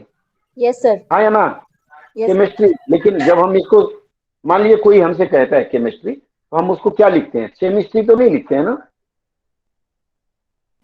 हम नो उसको सर। हिंदी में केमिस्ट्री लिखते हैं। ये लिप्यंकन होता है, मतलब जो कहा जा रहा है उसको यथारूप लिख देना। और इसमें मैं आपको बताऊं कि एक बहुत अच्छा कैरियर है ट्रांसक्रिप्शन का, इसको कहा जाता है medical transcription. Medical transcription. Medical transcription में क्या होता है, जैसे विदेशों में बड़े बड़े अस्पतालों में डॉक्टर जब ऑपरेशन कर रहे होते हैं या मरीज देख रहे होते हैं तो कुछ लिखते नहीं, वो सिर्फ बोलते हैं, ओके गिव मी ये फॉर्सेप, गिव मी वो, गिव मी ये, तो वो सारी चीजें वो रिकॉर्ड होती है। फिर रिकॉर्डेड चीज वो लोग मेडिकल ट्रांसक्रिप्शनिस्ट जो होते हैं उनको भेज दिया जाता है, वो सुनता है और सुन के इसको लिखता है। इसका एक और जगह प्रयोग होता है ट्रांसक्रिप्शन का, फिल्में आप लोग देखिएगा, मेरे कहने पे देखिएगा, आप लोग फिल्मों में देखते होंगे नीचे कैप्शन चलता है, सब टाइटल जिसको बोलते हैं, देखा आप लोगों ने? जी सर। सब टाइटल आजकल कई भाषाओं में आ रहा है, जैसे बांग्ला वाला सब टाइटल बांग्ला में देखेगा, फिल्म इंग्लिश में चल रही है, सब टाइटल उसका बांग्ला में, हिंदी में, उर्दू में, उड़िया में चल रहा है। ये सब टाइटलिंग में भी ट्रांसक्रिप्ट करते हैं वो लोग, मतलब वो जो सुनते हैं उसको लिखते हैं और लिखने के बाद उसको सब टाइटल चलाया जाता है। आप लोग यूट्यूब वीडियोस तो देखते होंगे, दूर की बात छोड़िए, कई यूट्यूब वीडियोस में आप देखोगे नीचे लिखा हुआ चल रहा है, जो सामने वाला बोल रहा है वो लिखा Yes, चल रहा है, sir. ये भी एक अच्छा कैरियर है। तो ये ट्रांसक्रिप्शन का प्रयोग यहाँ प्रयोग करते हैं हम लोग। अब ट्रांसलिटरेशन क्या है? ट्रांसलिटरेशन का मतलब होता है कि लिपि को अंतरित करना। इसको लिप्यंतरण कहते हैं, लिपि का अंतरण। जैसे मान लीजिए एक उदाहरण मैं दूं, शट, SHUT, शट हुआ, इसको हिंदी में कैसे?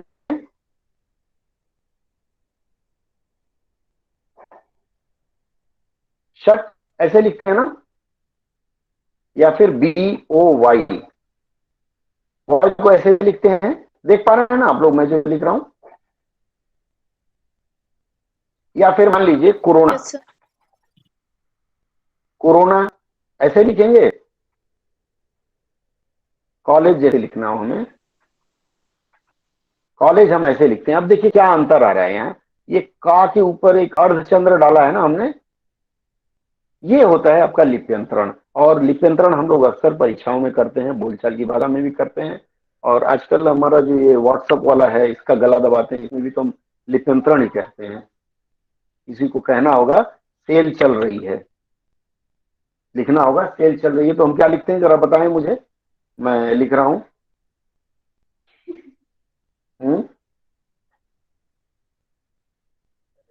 चल रहा है, क्या पढ़ेंगे आप? पूरा न माने होली है, ये लिखा है मैंने, इसका लिप्यंतरण हम क्या करेंगे? क्या करेंगे प्रिया? प्रिया बस आज का 10 मिनट और है। सेल चल रहा है मैंने लिखा, लेकिन मान लीजिए मुझे अंग्रेजी नहीं आ रही है, तो मैं तो यही लिखूंगा ना, सेल की जगह मैं इसको साले पढ़ लूंगा, अपने पत्नी के भाई को मैं कहूंगा, ठीक है? ये अर्थ का अनर्थ हो जाएगा। अर्थात लिप्यंतरण में अगर आपको सही लिपि का या भाषा का ज्ञान नहीं हो तो यहाँ गलती हो जाएगी, जबकि यहाँ साले की जगह क्या होना चाहिए था? अब सामने पढ़ने वाला बेचारा क्या समझेगा क्या लिखा है, जब तक वो सुनेगा नहीं।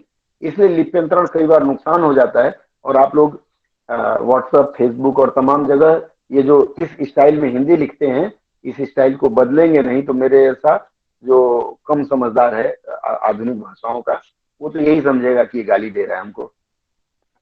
आप तो बोल रहे हैं कि मोबाइल का सेल चल रहा है, और मैं समझूंगा ये भगवान जाने क्या कह रहे हैं। क्लियर है? तो ये लिप्यंकन और लिप्यंतरण में अंतर है। स्पष्ट हो जाएगा यहां तक? आगे बढ़े हम।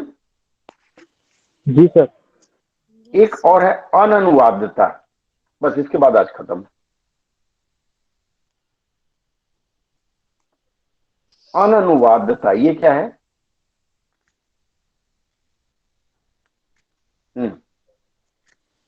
अननुवादता का मतलब है, अन का मतलब तो आपको समझ में आता है ना, अन का मतलब जिसका न हो सके, और अन अनुवाद जिसका अनुवाद न हो सके, ऐसे शब्दों को अन अनुवादता कहते हैं। इसका मतलब है भाषा और संस्कृति के अनुसार जिसका आप अनुवाद करेंगे तो खराब हो जाएगा। उदाहरण के लिए जैसे ये मोबाइल है, मोबाइल के लिए बहुत बड़े बड़े विद्वानों ने हिंदी उसकी बनाई, किसी ने चल दूरभाषक, किसी ने चल चलाचल, किसी ने चल बैजंती, और पता नहीं क्या क्या हेमा मालिनी बैजंती माला लोगों ने इसका नाम रख दिया। क्या लगता है सही है या नहीं है? बताइए। अब मोबाइल को अगर मोबाइल रूप में रखें तो ज्यादा अच्छा है ना, वो समझ में आता है। इसी तरह से सिगरेट के लिए लोगों ने कर दिया धूम दंडिका, उसके लिए ट्रेन को लोगों ने कर दिया क्या, कुछ लौपथगामिनी, सुनने में खराब लगता है। या मान लीजिए खड़ाऊं, ये तो हो गया एक जो बाहर से चीजें आई हुई हैं। हमारी ट्रेडिशनल चीजें हैं, जैसे आप देखे होंगे पंडित जी लोग शिखा रखते हैं, तुर्की शिखा, खड़ाऊं, जनेऊ पहनते हैं। या फिर अपने अपने जगह, जैसे मान लीजिए हमारे यहाँ शादी विवाह होती है तो हल्दी की रस्म होती है, सबके यहाँ, हम सब जितने भारतीय हैं हल्दी की रस्म होती है। वो जो हल्दी की रस्म है उसकी अंग्रेजी क्या लिखेंगे? खड़ाऊं जनेऊ का क्या लिखेंगे?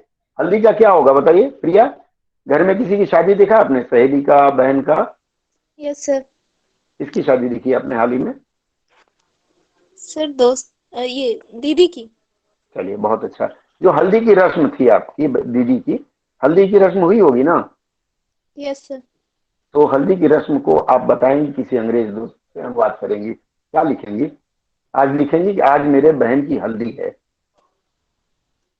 तो today my sisters turmeric is, क्या लिखेंगे प्रिया? नहीं, नहीं होगा उसका अनुवाद। आप टर्मरिक कर देंगी तो वो सोचेगा खाना बना रही है, ठीक है।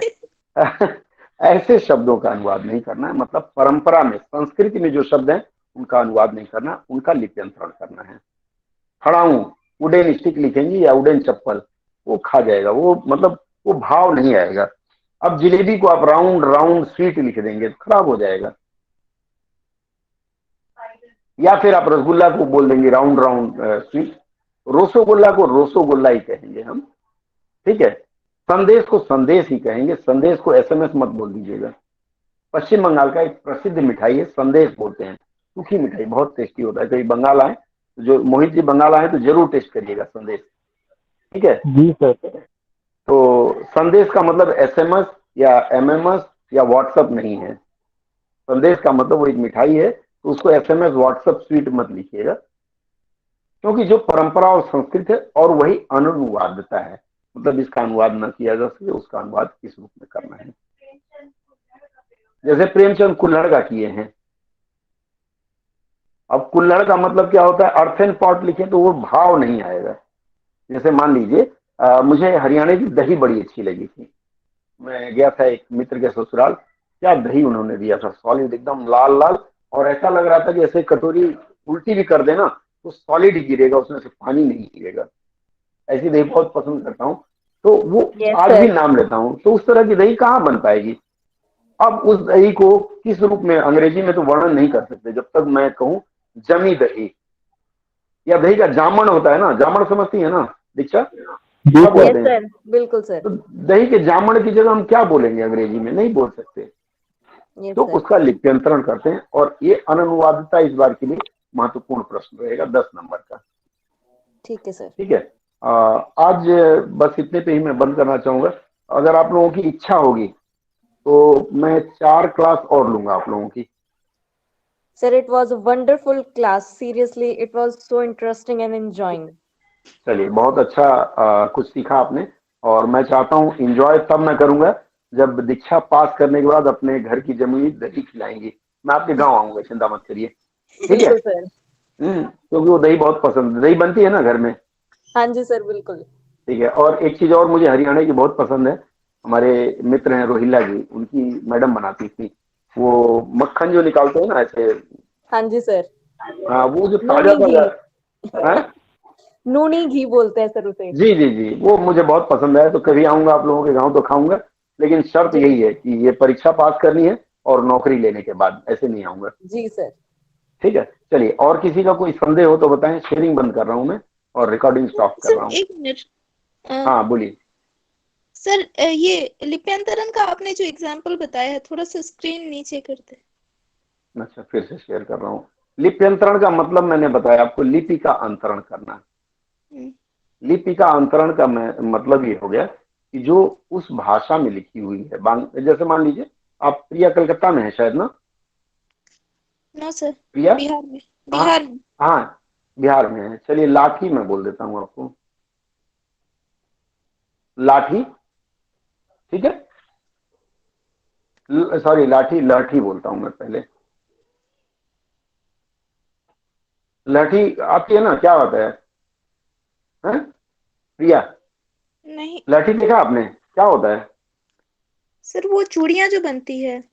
यस, किस चीज की बनती है? लाख की बनती है।